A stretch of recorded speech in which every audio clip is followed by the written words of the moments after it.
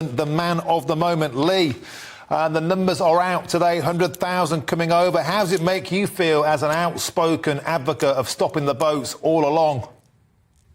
Well, I'm very angry, Martin, about the number. I get very angry, as you know, every single day when I see these illegal migrants. And let's be clear on what they are. They're illegal migrants. They're not genuine asylum seekers. If they were, they'd be claiming asylum in many of the countries that they pass through to get to the UK. Look, it's been very, very difficult for government. I've been, banging on about it since I got elected. We've now got the agreement with Turkey in place. We've got the agreement with Albania with the illegal migration bill. Hopefully, the Rwanda scheme will be up and running once they sort the decision out at the Supreme Court. Look, since Rishi took the reins, 6-7 months ago, he's given me and a lot of people like me within the party what we wanted really, which was the illegal migration bill, which means that if you arrive here illegally, you will be swiftly detained and removed to a safe third country for the processing to happen.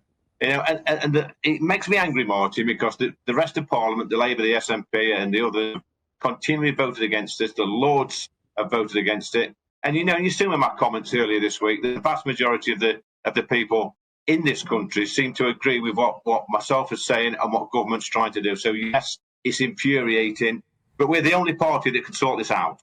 Lee, front page of the Telegraph, Cabinet call on the Prime Minister to ditch the ECHR. Is that an answer?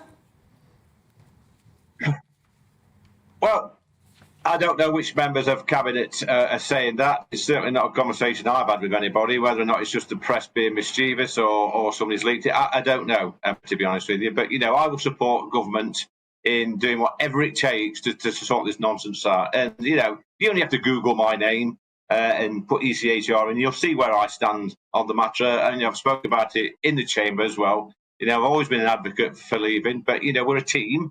And if things don't work, if things don't go to plan and we've got to take drastic measures, then I would fully support government in doing that. Of course, Lee, you've raised a few eyebrows this week in your normal outspoken way by saying people who don't like accommodation on the Bibi Stockholm can F off back to France. You've stood by your comments and your own party stood by you, which is refreshing to see.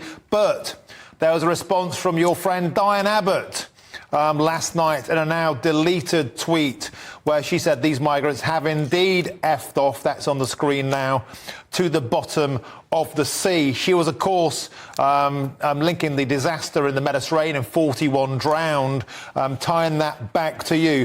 What do you say about Miss Abbott's comments and what would you pass on to her as a message today, Lee? Well, I'm not going to make a comment, Martin, at this stage on Diane's tweet. I mean, I've looked at it, and I keep looking at it, and I keep scratching my head as to, why she said it. So I'm not going to comment on that. But what I will say, we talk about this Bibi barge and the standard of accommodation. Let me tell you this, Martin, and many of your GB News viewers will probably agree with me on this. I have stopped in worst accommodation in Skegness, in Blackpool, in Scarborough, in Whitby, all over the country. And did I moan? No, I went for a nice weekend or a week, had a lovely time, didn't complain to anybody. And anybody is complaining about the standard of luxury accommodation, because that's what it is in this country. I stand by my words, they should go back to where they come from. Lee, a lot of people have been saying this week, Lee Anderson for Prime Minister, after your comments. If you were the Prime Minister, what would you do today about the situation with 100,000 illegals arriving in Britain? You're in charge, what would you do? Well, I'd make sure we got this decision on the Rwanda flights. That's the most important thing. I think it's important that we do support the Prime Minister. You're quite right there. Look, the buck stops with the Prime Minister, and as far as I'm concerned, Rishi's done everything that I wanted, and I've wanted this for the last 3 years, the detainment and removal of illegal immigrants on day one. That's all I've ever wanted. That's what I've asked for. We've actually got that.